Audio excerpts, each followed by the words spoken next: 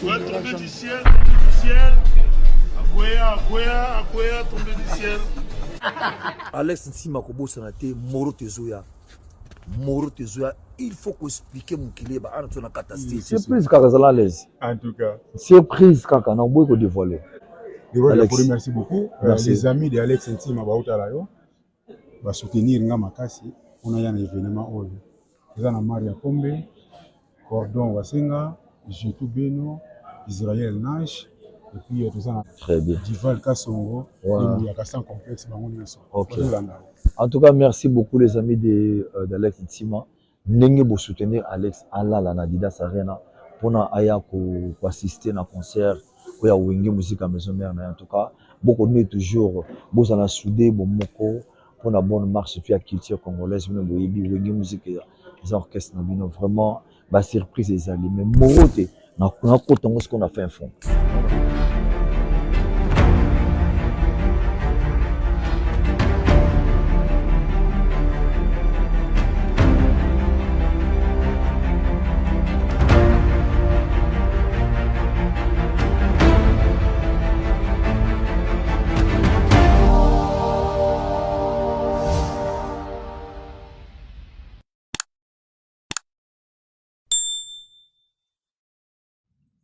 Forest National, il y a les Vanganta Mawe Ranson à faire promotion, à faire publicité et côté si Mbutu Mbutu. Bande Koba Bolingo, chez Saint-Figaro, le Soumo les karaté. Chez moi ici, na kata tombé de ciel TV, na émission na ya VAR, tout le bara toujours la vérité au besoin besoin boyoka. Tant tout le bi que non, il y a un ça ne va pas pour na makambu. Il y a la promotion pour ma cambote ka billet il faut bon dimela ngai na kokota na kati na ko décortiquer pas à pas et loko o ezali ko marché té awa na kati ya Wenge musique à maison mère et ba faire te ka ba ticket à faire ba promotion à faire ya ko solo là toza kozanga nini na kati ya makambo ane surtout alors passer un Figaro des ara toujours na kofungo la plateau na nga bozonga rigueur telelo naza pe ya kotomboka te mais na la sabino ba na kota ba point moko bo mona ça très important na makambo ona roloba lelo bozonga rigueur te déjà bosilikela nga petit to na kata famille so na lobi mabe inbox ngai makambo na roloba lelo etali kaka ngai ekozala kaka ya ngai moko numéro c'est un Figaro ya plus 27 de l'autre côté. Bobengina numéro 1 au monde États-Unis, c'est pour Alex Ntima tombé de ciel à quoi. Voilà. Ndenge zalaka toujours avant to banda bande ko babolingo chez Saint-Figaro na kati var awawa to lo biso ka mbano liboso zo biso okota na émission na biso ko bosa na te abonne-toi abonnez-vous na kati tombé de ciel TV et pour zo ka ba news oyo oto kote la kata musicien moko ti tolobaka makambo ya solo tolobelaka ezala héritier watanabe ezala we ranson ezala jibem piana fali pour pas faire rigoler tout le monde baleka na plateau ba panda na kesa liboso oto beta bango ba bordi kaka ndenge ezalaka voilà vous partagez vidéo ba commentaire na bino nde bile na biso ndenge ezalaka toujours à vous mi baramo na yo ba sponsor officiel ba tosalaka ngebu za na nzoto mo mwinde pele na kata studio to pesi dodo maziza mona Schengen ya propre mabala mavala ba bisante pepele likambo na moto te na pesi mbote na Ange Dival Kasongo ba bimu yaka sans complexe mi baramo na yo yango wana pona bino ba fan club bozela bobika dezela toujours bakota suka mabanga na bino zanga raté voilà. To banda na makambo ya levanganta mawe ranson on to lobela ngona za ki problème awa to lobela faire ba concert ya héritier watana ba faire ba billet na ngo ndenge nini to kolobela sous faire makambo ya faire rigola makambo zo si la te makambo la na toujours faire rigola to kota to lobela ngo awa affaire Sandralina moi conseil mukie kozala na suka bozo wakiti to fanda to meka kosolola voilà. Forest National le Vangantama we ranson. Et là, on est marché. Et là, on est ko marché na toutes nos questions. Aux moi suspense. La fois passée, tango le Vangantama so beta ba concert na yo afongola ki abeta ki Grand Paris Arena, abeti Adidas Arena. Je crois bolana ki ba intervention en Saint-Figaro. Na loba makambu na ngai banalise na nga na sala rango pona zoka ba source ya makambo na kati ba maison na kati ba bureau ya ba musicien nyo sotwane zawana so lelo la fandi le vangantama na bureau le vangantama côté production côté ba bureau makambo soto na moni ke côté promotion ya le vangantama ba koma kolalisa yango côté ba publicité ya le vangantama ba koma kozwa yango ba koma kopesa yango batu oyo yo bazali na dehors ya makambo ya wenge musique maison mère. C'était l'année passée avant Adidas Arena. Vous avez vu image journée Zali, pour na côté studio moi pressé, moi colère Zali. La fois na bimisanga avant l'accent bino makambo na lobaka avant Adidas Arena. So qui clash na tonton promo. Tolo ba makambo keno. Na lobaki yango bozui promotion na publicité ya Adidas Arena ya le Vangantama Weranson. Bo pesaki yango epa ya tonton promo. Tonton promo azali 100% gladiateur, 100% banani Gaulois. 100%.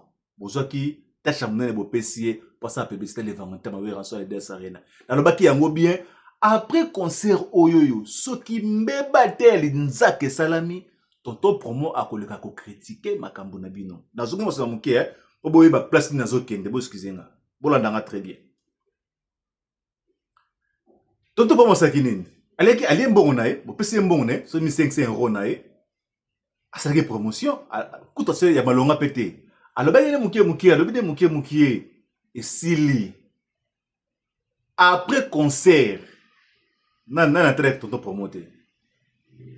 A critica ki to a critica ki te. Boye bisanga ye. Wana zaki makambo ya année passée. Année oyoyo. Vangantama azobeta Forest. Azobeta Forest. Ba pro Weranson bazali. Ebele. Alex Tima, c'est pour mon aka le karaloba makama wenge a voyage à aux États-Unis, à que France va voyage à wenge. Dembanza London. Atika ka Londres ke France pona makambo wenge. Mais tant que koma kana makambo ya promotion, publicité, bolesa bano bazala kana kata wenge po mapapwe bima ba muscle bima po basala bino makambo ngo très bien na ndenge oyo ko sala ma bien bokenda kozwa ba innocent bato oka ba dingaka Weranson te ba sa ba dinga banani ba hypocrite wana nyoso to ba dinga Weranson te bataka manzaka to komi na makambo ya ba promotion bo pesi bango tâche. Avant-hier na fandi na watala soki ba promotion on peut pas préparer monsieur oyo soki ba promotion ba publicité à Weranson ele kandenge nini bandeko. J'ai vite compris que c'est comme si bana wenge bango ba saboter bato ba lobela wenge bango ba saboter soki ekone événement minene.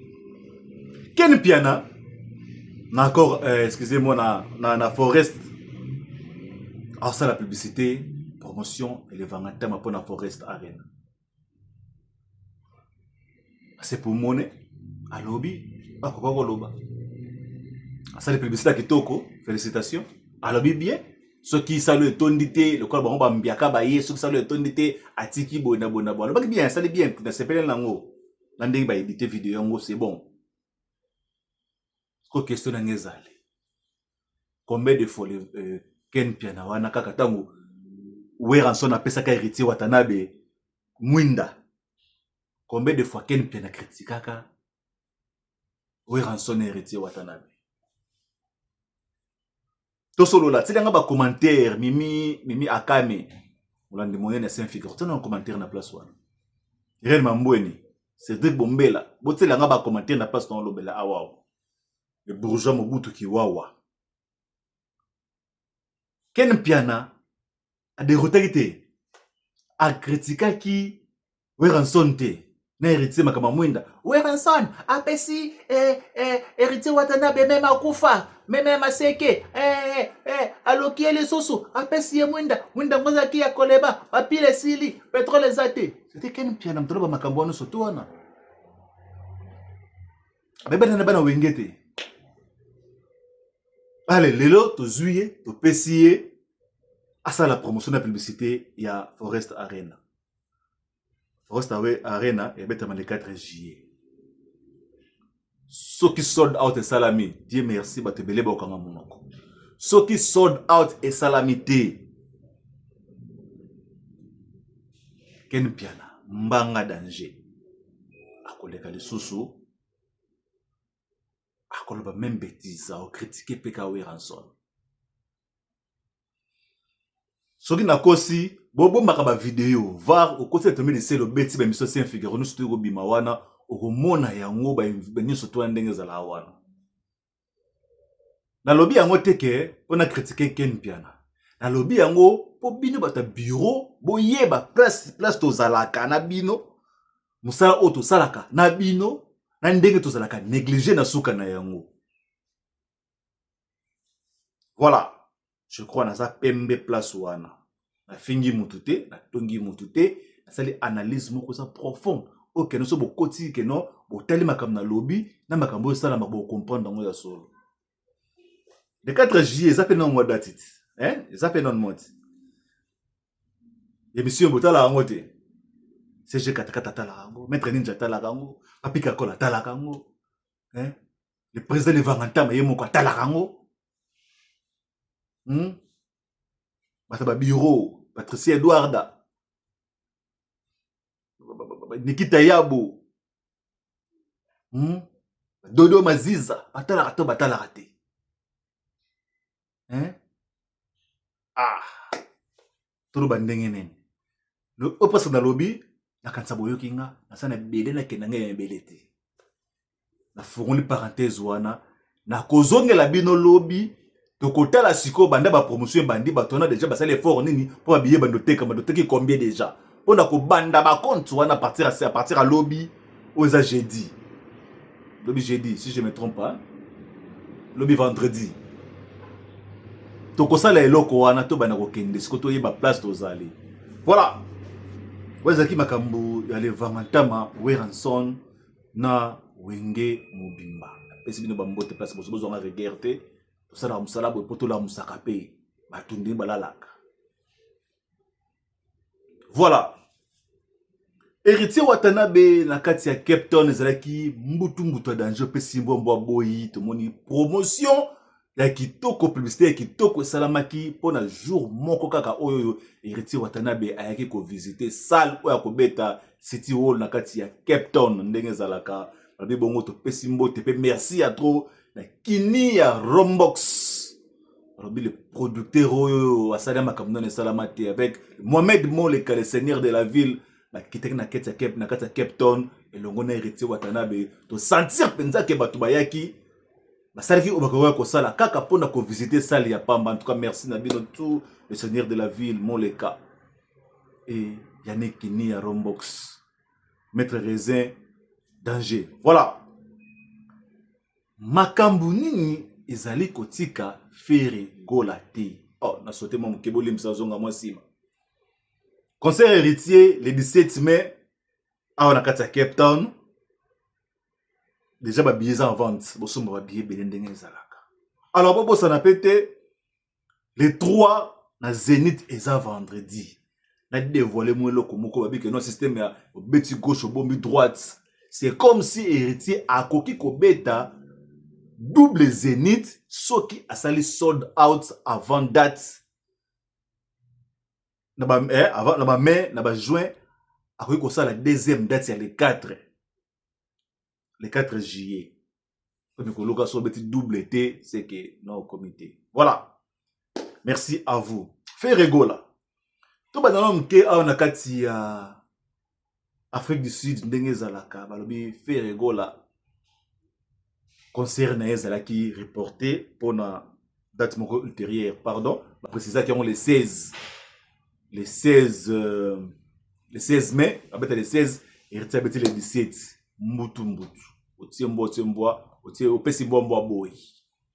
alors raison il y a que reporter concert Rwanda tozui 3 versions.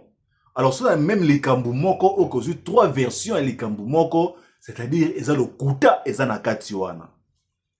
Makiona, tolo beka la katiwana. Pourquoi dans le béboué? Concert qui est prévu le 14 mars. Le 12, tout le monde qui Prince d'Angola, na kati Afrique du Sud. Il y a un espoir que Ferregola peut faire la zala. Et puis c'est que Ferregola azala kite ayakiti. Na conférence de presse et salamaki après yango bandeko bazala kone belé ba bimisi version que Ferregola azaki na malaise moko boye yango ne permettait kite kamata avion aya yango na bandela ki concert. Sikotala combien de musiciens bayaki na Prince d'Angola. Deuxième version bimi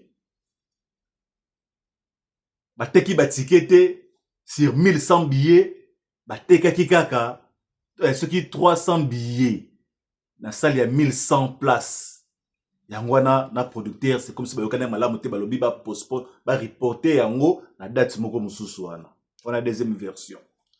Troisième version babisi biso makambo ya ba visa c'était Trésor Congolo ça qui sorti médiatique na lobi que non ba visa bazoki ba visa te côté administration ba côté qui na retard yango na manka ba visa moyen ba ya pona kobeta concert ezalaki te. Voilà trois versions na événement moko bopona o nini o bino bo monique ezali solo o boya ezali lokuta. Alors ce likambo moko binza trois versions et comme aka déjà lokuta monene lokolo ya MPR.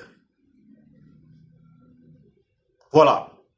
Ok, bien. Bonne chance dans le concert. Il y a Accord Arena. Si le lot sort out dans la salamité.